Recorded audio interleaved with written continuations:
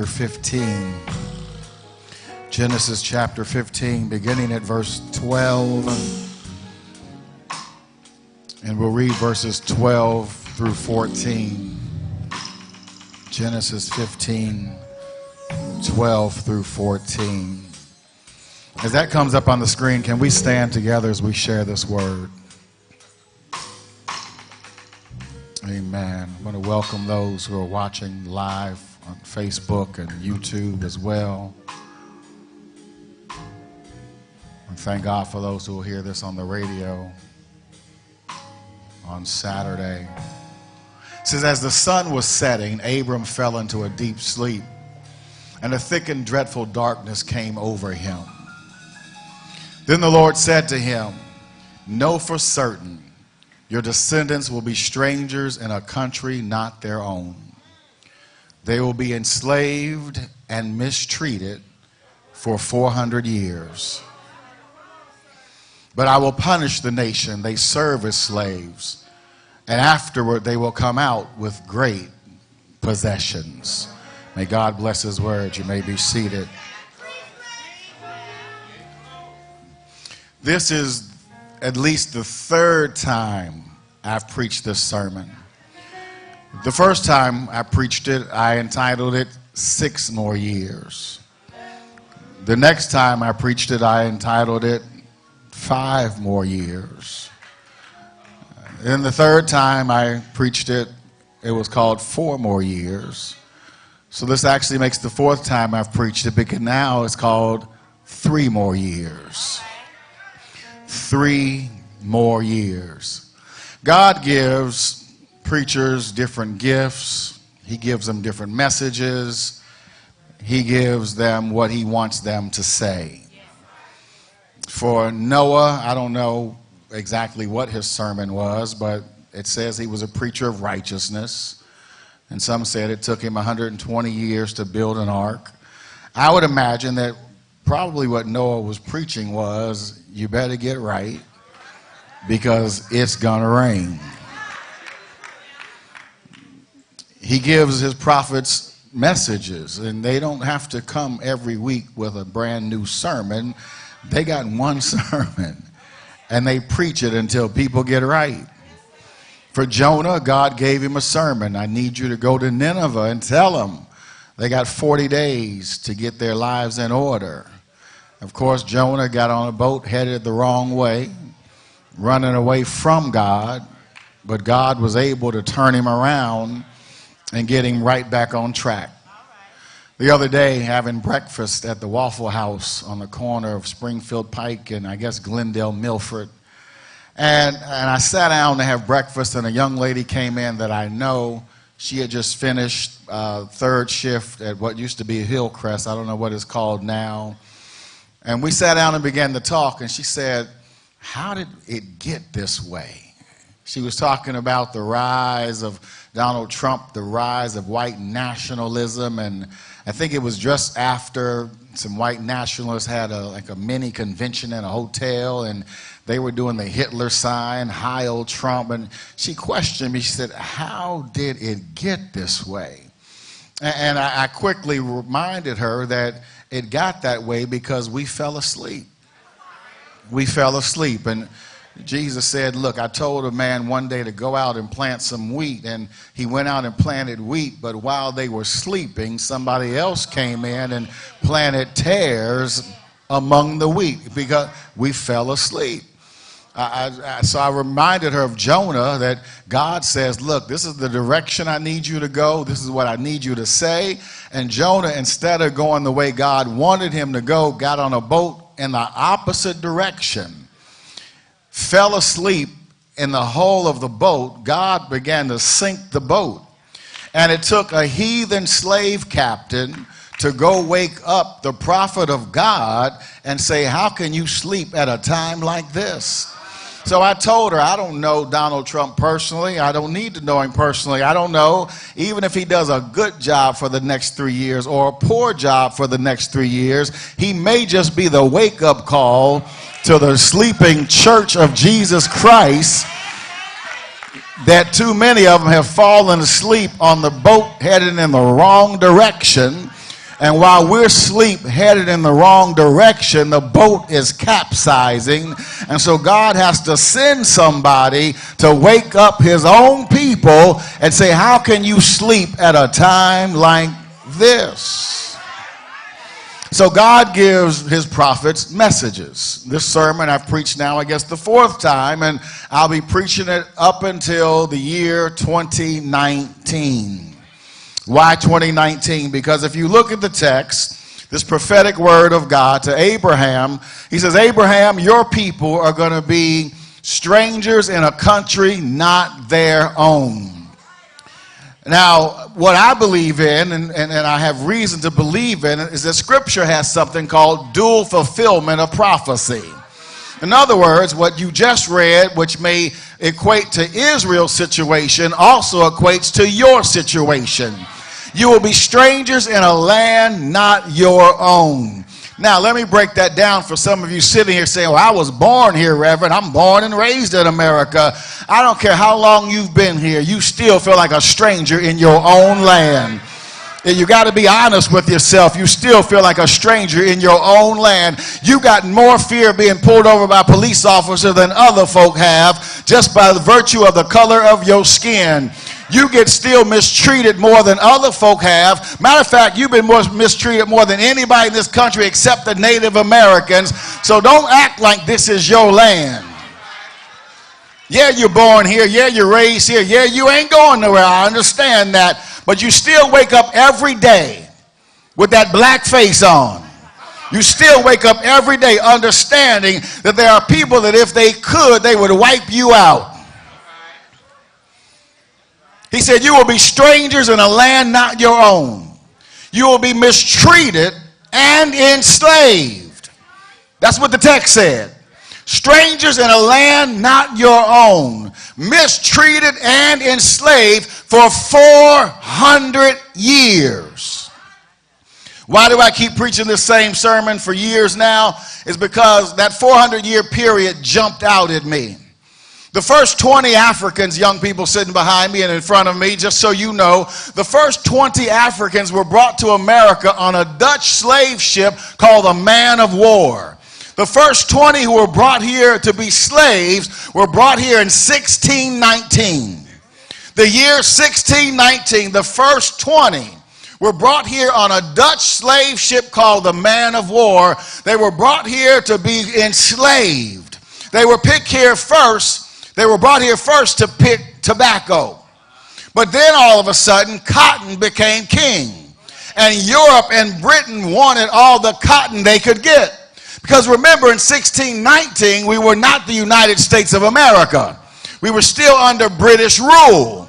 You remember history, right? We were not America until 1770 what? 1776. I'm not even trying to give you a history lesson, but obviously some of us may need it. So cotton became king. So now they got to bring more slaves and more Africans and more Africans. All this free labor, it started in 1619. 1619 to 2019 is how many years? 400 years. We are 3 years away from when God can fulfill the prophecy and turn this thing around. Now, what's important for us and for you to understand is what happened in that 400-year period. We got 3 more years. We've been here now 397 years since the first 20 came here on that boat. 397 years. From 1619 to 1863. What happened in 1863? The Emancipation Proclamation. In 1863, President Lincoln signed what's called the Emancipation Proclamation. It went into effect on January 1, 1863. So from 1619 to 1863, we were in slavery. Slavery ruled this land. Slavery is what built this land. America is the #1 economy in the world. Why? Because it had 245 years of free labor.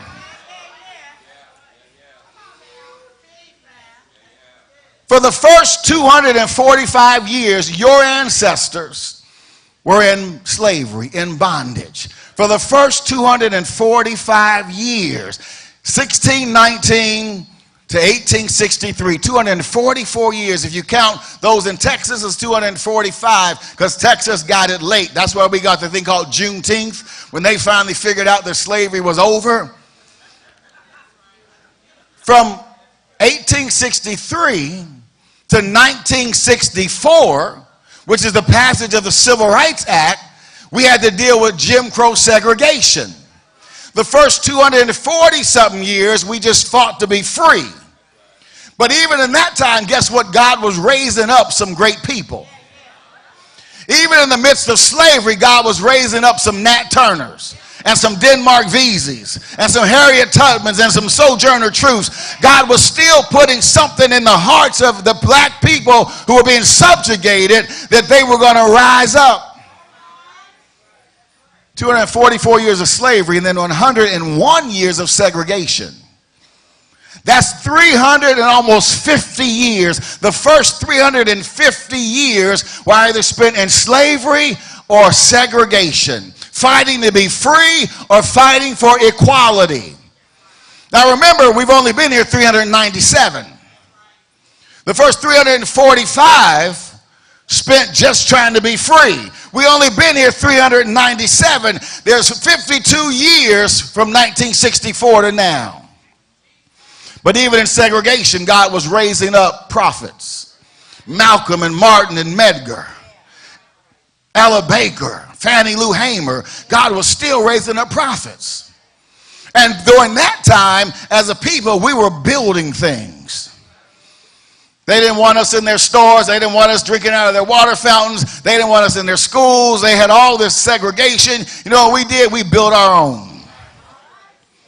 We start building our own. We built our own black insurance companies. We built our own black businesses. We built our own black communities. Places called Lincoln Heights. Places called Black Wall Street. We start building our own. We had our own banks. We had everything. We start building our own. They didn't want us in theirs, then we built our own. But then, since 1964 till now, the end of quote-unquote segregation until now, we started to go backwards. Joseph Lowry said this, former president of SCLC. He said, we got halfway up the mountain. Somebody told us it was the top, and we believed it. Said, you Negroes have made it, and we believed it. And everything that those who came before you fought, lived, and died for, we started losing. We, me, you, we started losing. The moment we pushed so hard for this thing called integration, which in my mind is different than desegregation. Desegregation says you cannot tell me where I can and cannot go, where I can and cannot eat, where I can and cannot. You can't tell me that. That's desegregation. Integration said, I just want to be where you are. Because everything you got seems to be better than everything I got. So I'm going to leave what I got to come get what you got.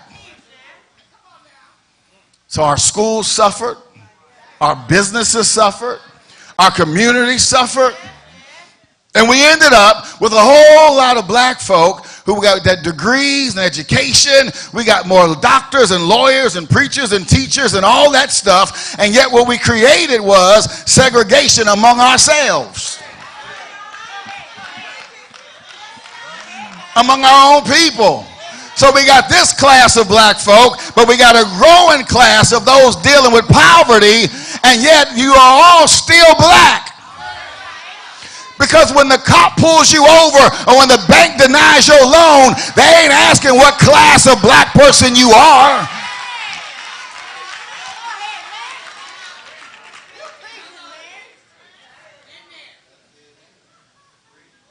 So we've got 3 more years before God enacts what he promised in Scripture. He said for 400 years you're going to struggle. You're going to struggle, and we have. We spent almost 3.5 centuries. The first 3.5 centuries, black people, just because we are 52 years out from the passage of the Civil Rights Act. So don't you sit here and act like we should have caught up in 52 years. When we gave somebody a 350-year head start. I don't know, anybody here ever ran track? You give somebody that kind of head start, it's going to take a long time to catch up unless God steps in, and I believe he's going to.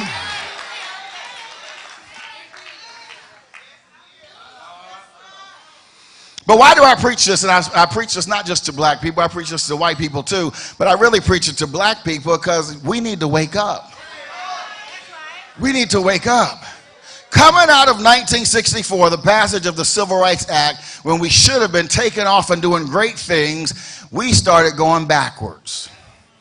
We thought we had made it. We thought we had made it. And now, I live in a city, for those watching around the world, I live in a city that touts itself as having the second highest childhood poverty rate in the nation. I don't know who figured it out, I don't know, but they say we have in Cincinnati the second highest childhood poverty rate in the nation, second only to Detroit. How does that happen? When you got Kroger's headquartered downtown, Macy's, Federated Department Stores, headquartered downtown, Procter & Gamble, headquartered downtown, and I live in a city where we got the second highest childhood poverty rate in the nation. This is after the first black president. And I ain't talking about Obama, I'm talking about Clinton. You know how we fell in love with the Clintons? After the first black president decided he was going to do welfare reform and welfare to work and all of that. So you do welfare reform, welfare to work, and what do you end up with? The highest poverty rate in the nation, in Cincinnati, and poverty rising all over the country. You kick all these people off of welfare and you end up with this great poverty. How can you do welfare reform and do free trade agreements at the same time? So what are you saying, Reverend? How can you do welfare reform, take away people's little check to get them through the month, and then do free trade agreements, send the jobs to Mexico, send the jobs all over the world, but yet kick me off of welfare? I get people calling my house, come on, may I speak to Damon? I know they don't know my name, they don't know me, and they ain't even in the country.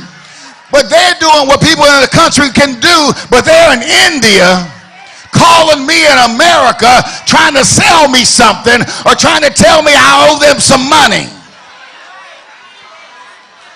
How you going to cut people's welfare and then send the jobs out the country at the same time?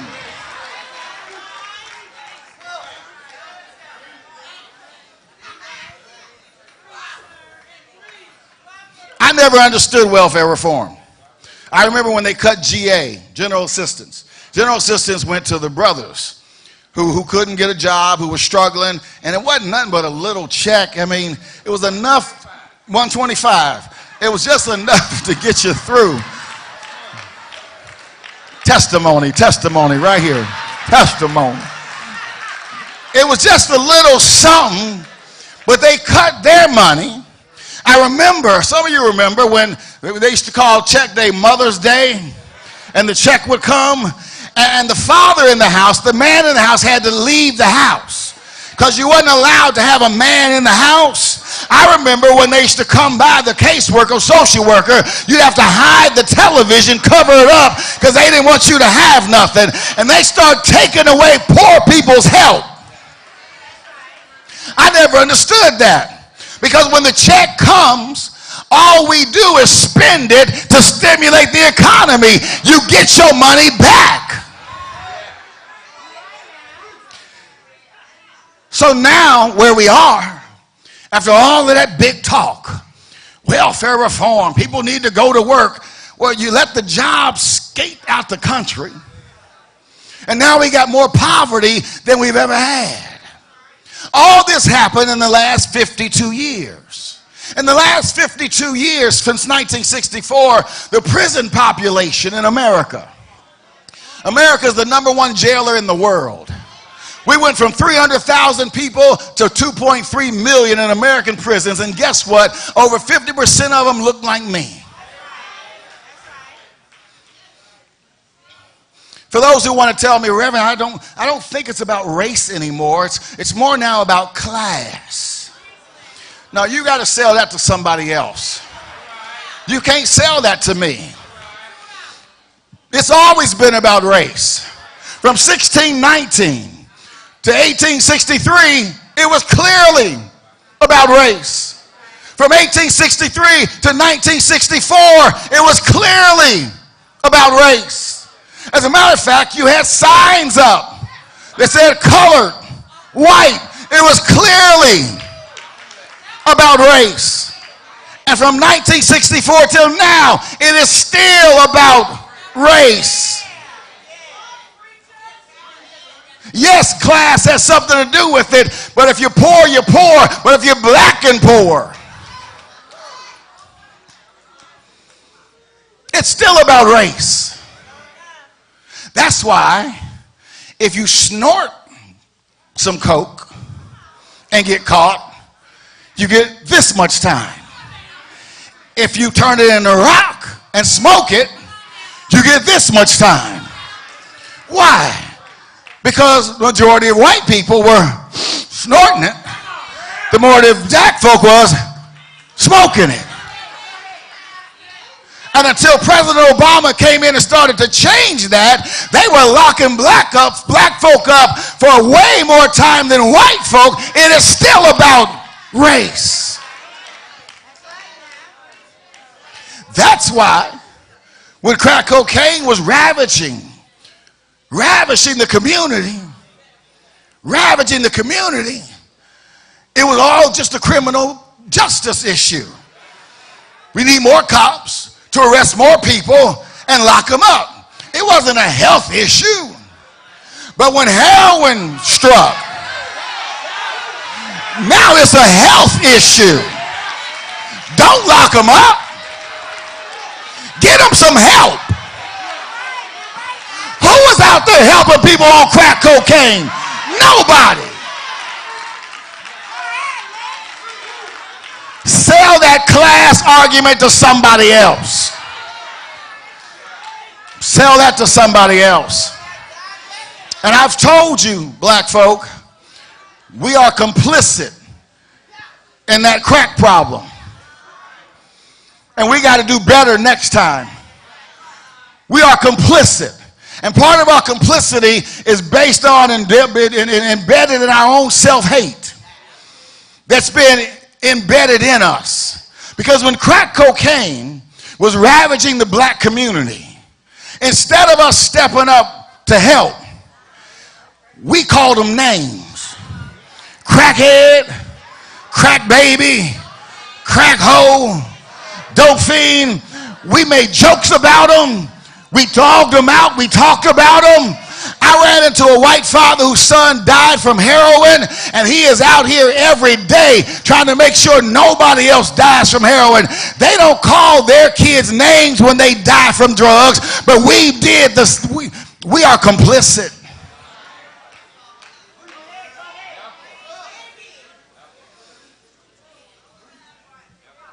It ain't funny that you were calling somebody, oh, that's a crackhead, crack baby, crack hoe. We were complicit. And some of that comes from our own self-hatred. Malcolm X says the greatest crime against the black man was when they taught us to hate ourselves. The greatest crime against us was when they taught us to hate ourselves. And if you are sitting here today with any of that self-hatred, we need to help pull that out of you.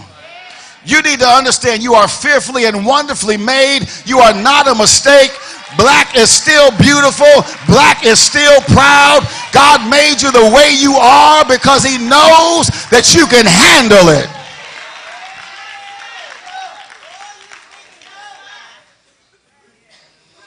In the last 52 years, In the last 52 years, I'm claiming the last 52 years as we head into these next 3.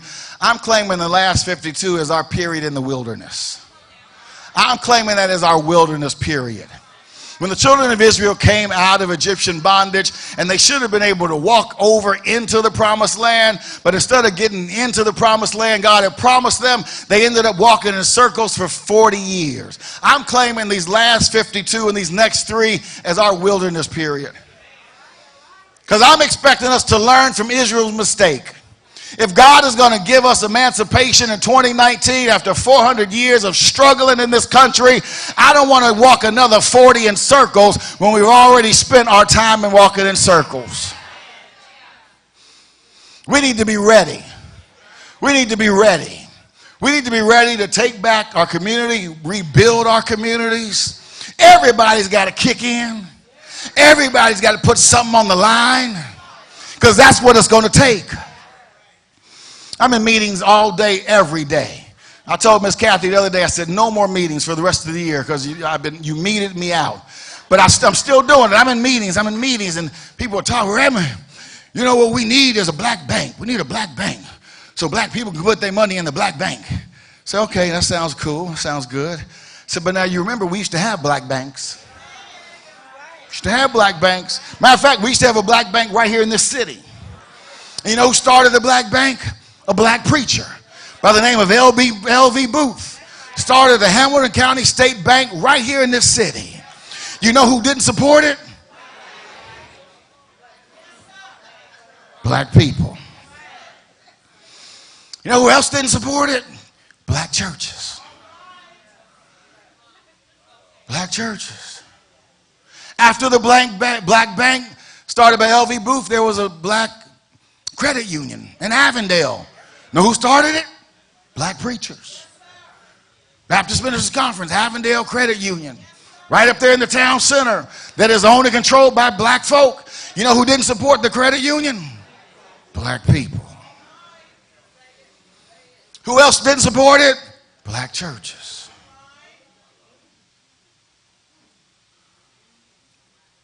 But we got to get back to rebuilding. To rebuilding. And in order for it to happen, you know, Moses, they left Egypt.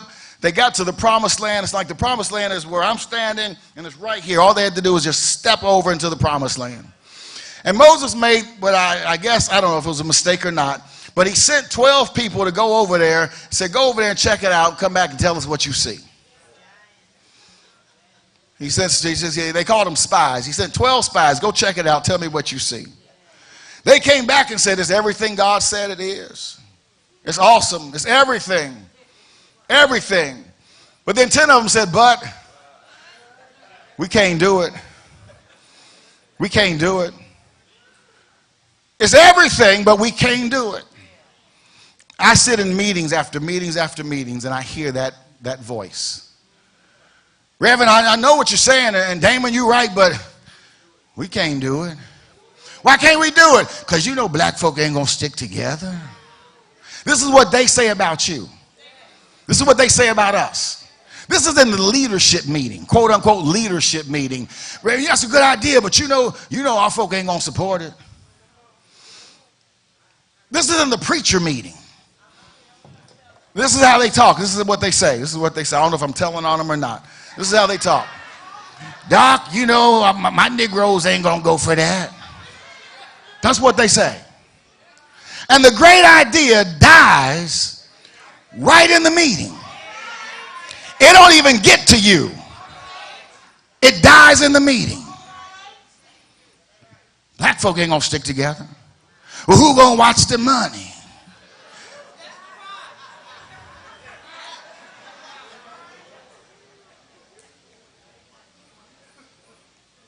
And so we end up walking in circles for 52 years. And in that time, when we should have been building and rebuilding and moving forward, I said this morning at 8 o'clock, if you leave this church today, go down to Summit to Reading Road. And what I want you to do is you're going to turn right on Reading and head south. What you can do before you turn right on Reading is go right across the street to the gas station over there and see who owns it. But then I want you to head south down Reading Road. You will go through Roselawn, Bond Hill, North Avondale, Mount Auburn, all the way into Over the Rhine. I want you to stop in every gas station but one, which is Thornton's. And every gas station but one on that ride all the way down south will be owned by somebody who don't look like you. If you don't want to go down Reading Road, go to Paddock. Go Paddock and head south.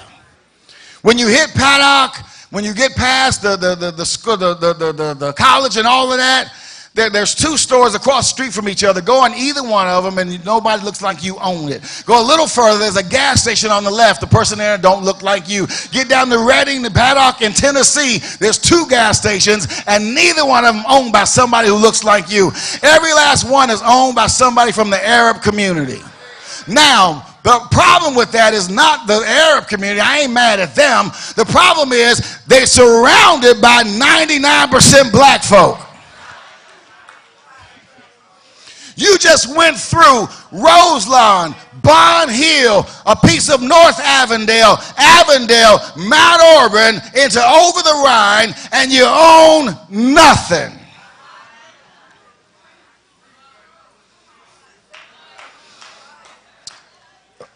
An assistant professor out of Harvard said he asked one day, because he was talking about there's a word that is missing in what is happening in our communities.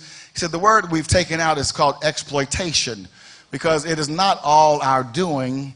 It is what the sect said. We're being mistreated, and so it is still happening. He said the word is exploitation. So he said he asked one day, he wondered, why do upper middle class and middle class people buy property in the hood?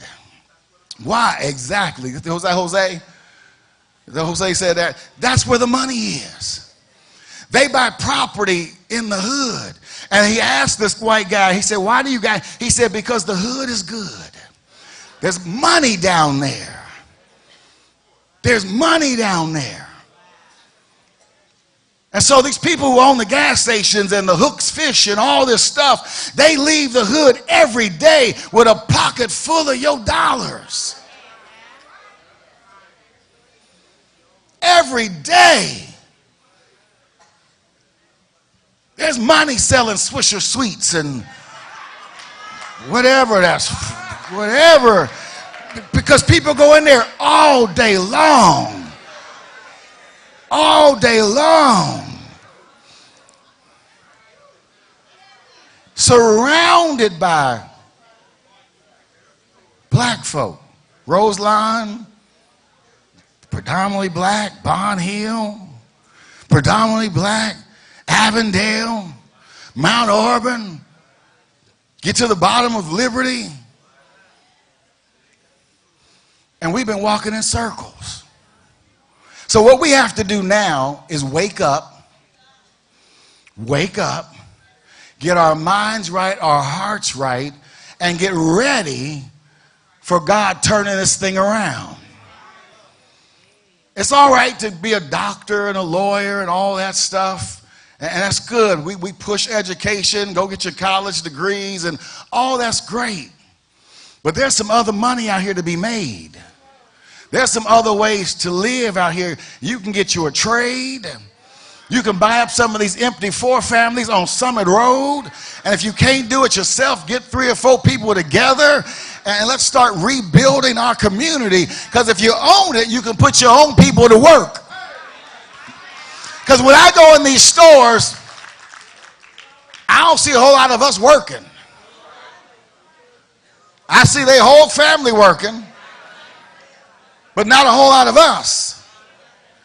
I'm not mad at the Asians, the Koreans, for taking over the black hair care market. I'm mad because we didn't do it. It's your hair. And we let people come from across the water and take over an entire billion-dollar industry that is focused on us. And we've been here for 397 years. And every time you go into the hair store, It ain't owned by us. And there are very few workers in there who look like us. And they leave out of there every day with pockets full of your money.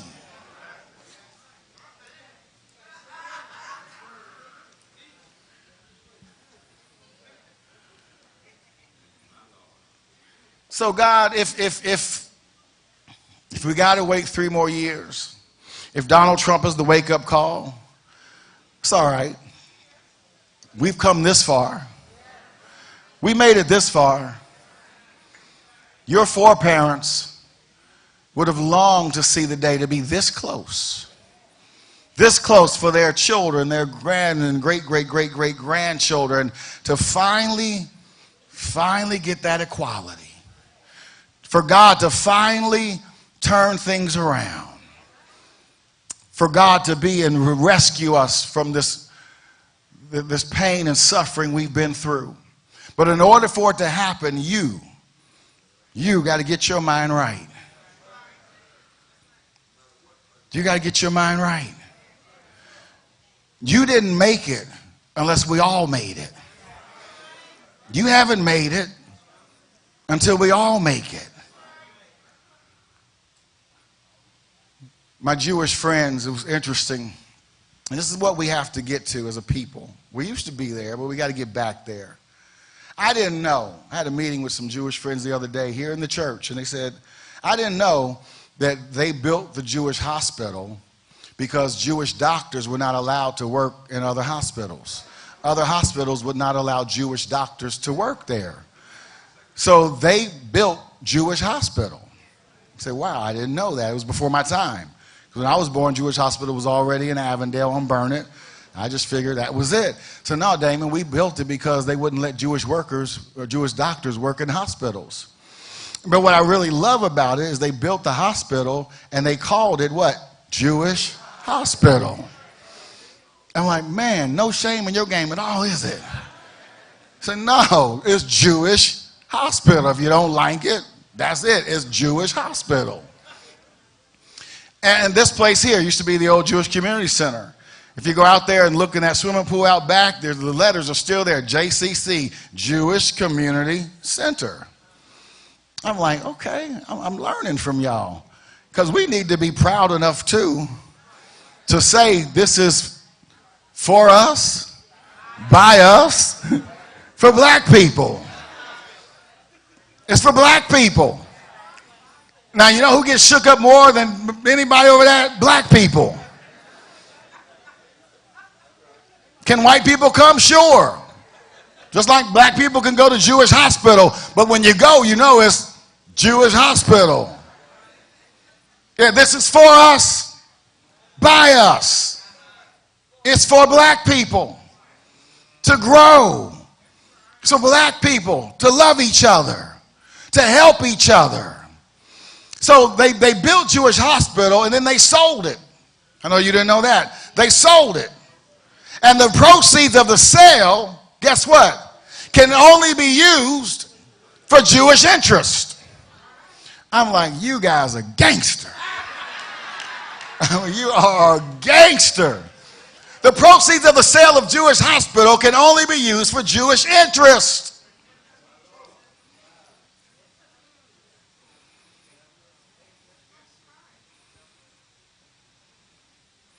We have to be just as proud. Just as proud. I know some of us have wished and wondered, God, why did you make me black? You have. Why did you make me black? Why was I born black? I mean, black people catch so much hell. Couldn't I have been born something else? God doesn't make mistakes.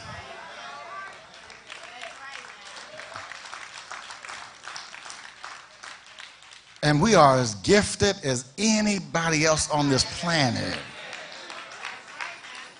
What we have to do is come together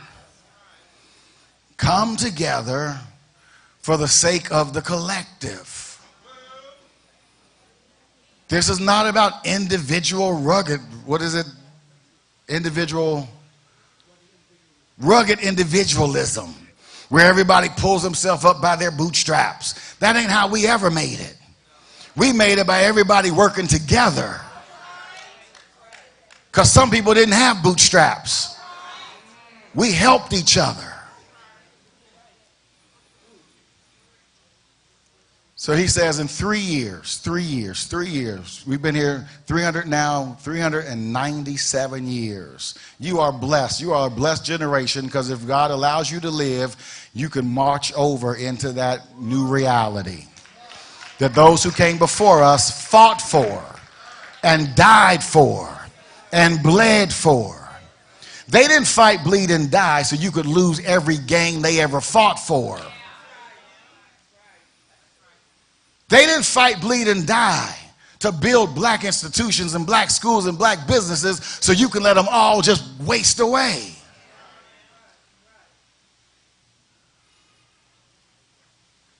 That's why we're here. It's to build. So our children have something when we're gone. That's why we got to pull our money together. That's why if we ever get another black bank, you need to put your black money in it. And all you black churches need to invest in it. That's why you need to invest in black businesses and black schools and not feel bad about doing it. I grew up in a Jewish community. My Jewish friends do not feel bad about dealing with Jewish people. The Jewish dollar circulates at least 7 times before it ever leaves the Jewish community. Before it ever leaves. The black dollar leaves within 10 minutes. The moment you get it, you give it to somebody else. So don't feel bad about coming together to build something. Why would God come down and save us if we ain't going to stick together? If we ain't going to work together? Why would he even waste the time to come and save us? So that's the challenge. That's the challenge. That's what we're doing here at 1580 Summit Road. We're trying to build something. We're trying to build something. We're trying to help black businesses grow. We're trying to incubate black businesses. We're using that kitchen to help people who bake to make money. Because it's a resource. It can't just sit there empty until you decide to have a church dinner. No, that needs to be helping somebody grow their business. All the space upstairs needs to be open and allow somebody to work their business. Allow somebody to teach and train our children on how to get ahead in life.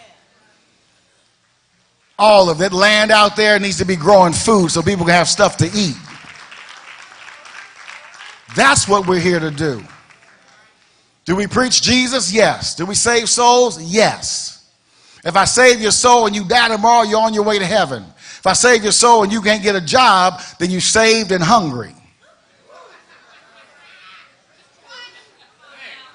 If I save your soul and the justice system still mistreats you, then you're saved and you're locked up. So the struggle continues.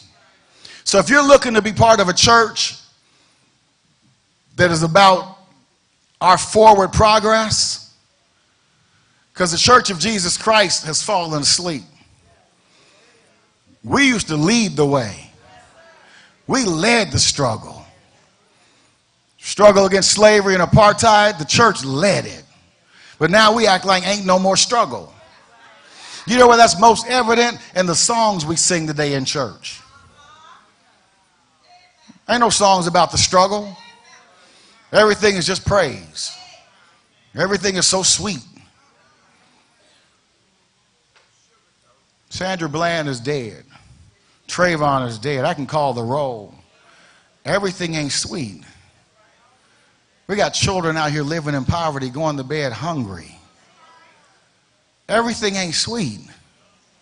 There's some people sitting here today, you struggling. You need to know that there's a God who can help you in your struggle. It ain't all just praising. No, it's Lord, I need you to come see about me. I need you. So my charge is, if you're here today and you want to be part of a church that is serious about your soul and your welfare, I invite you to join New Prospect Baptist Church. I invite you as a people, if you find an opportunity to do something that uplifts us as a people, then you do it. You be part of the solution. Be part of the solution. Because I'm asking God for those next 3 years to do what he did for Israel, to do for us. Let us stand to our feet.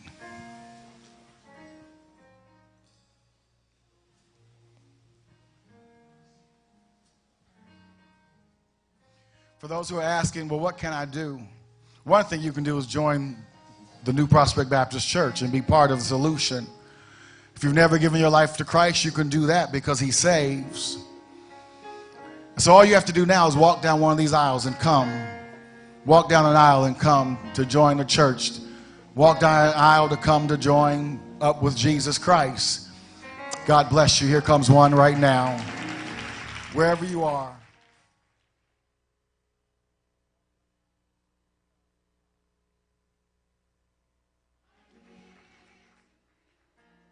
God bless you. God bless you, man. Bless you.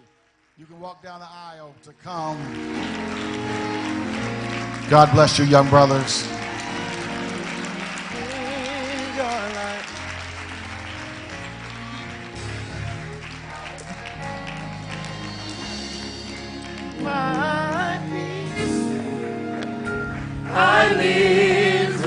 God bless you, sir. Bless you, ma'am. I live with you when trouble comes. Bless you. Come on, come on. Peace, I live with you. My peace, I live. Bless you. Come on. My peace.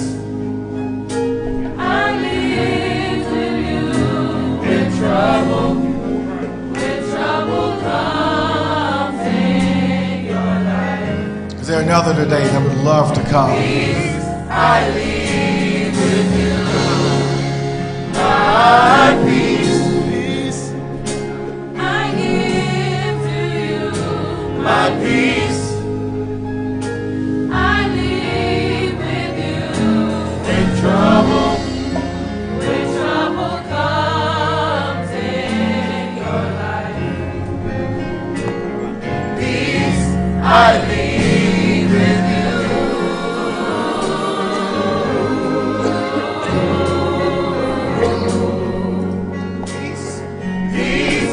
I live with you.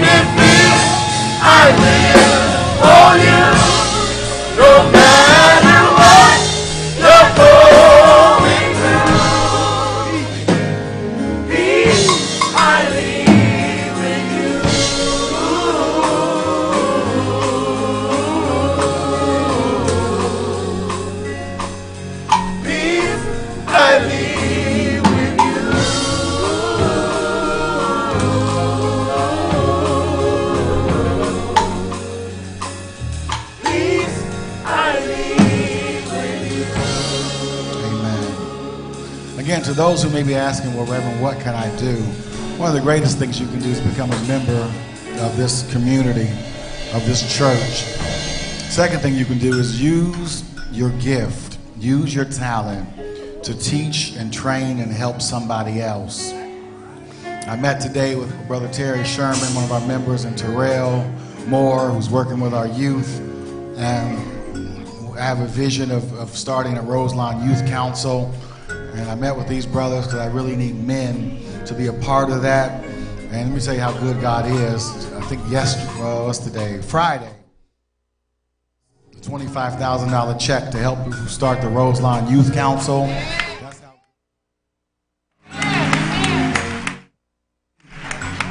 the song just said, what'd you say? I need you? What the song was? What'd you guys just say? My peace I leave with you? Is that what it was? Okay, I can't hear. I thought you said I need you. But I need you. Everybody in here has something you can do, whether it's work with our elders. Terrell and Brother Sherman are going to pull together a retreat for boys. Whatever you work with your hands. Some of you work with your heart. Some of you work with your head. You know, we got so many doctors here, and almost every young person I run into, especially a young lady, they all want to be a nurse. They're going to start out as an STNA and something else they told me. What comes after STNA? LPN, RN. All right, so there's money to be in the medical field. There's a whole bunch of doctors in here, nurses. There should not be a young person who's interested in that field that you are not sitting down with, showing them how to take blood pressure. I mean, just get them started. And even if they ain't interested, my daughter is in the nursery right now. She's 6, and her mom's a nurse. She ought to know how to take blood pressure. I don't care if she ever becomes a nurse or a doctor. Just pick it up, learn some stuff. And so say, what can I do?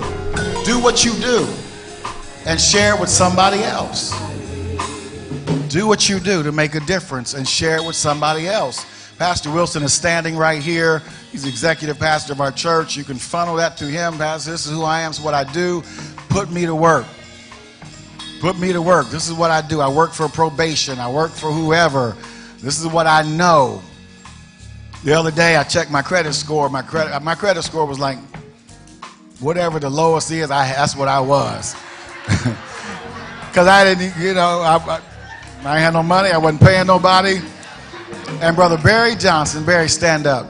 Barry told me one day, he said, Reverend, I can get your credit score up. I said, well, make me believe it. So I checked the other day, my credit score, it ain't where some of yours is, but it was 719. And for me, that's like, I'll take it. I'll take it. So I want to thank Barry, my credit. So there are people in here who know stuff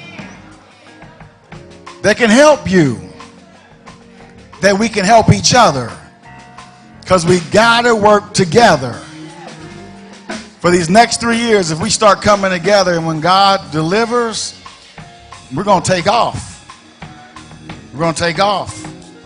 If the church doesn't do it collectively, I don't know. We don't have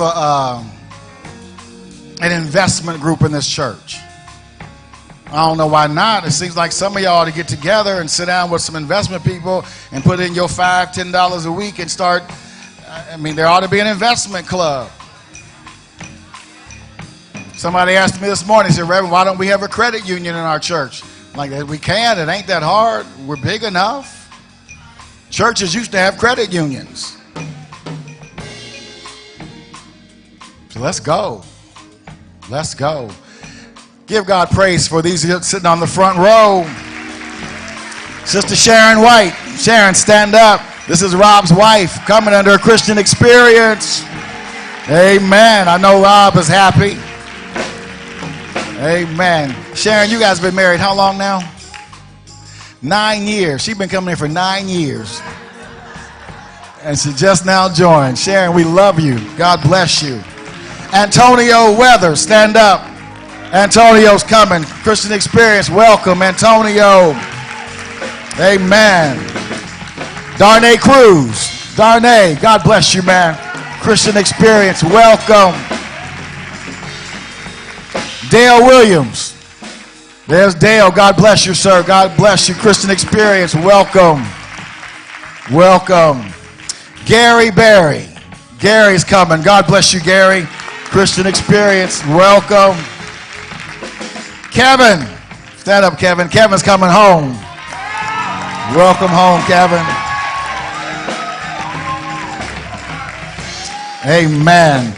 Did I leave out who's sitting next to Brother Barry? Did you? Okay, all right.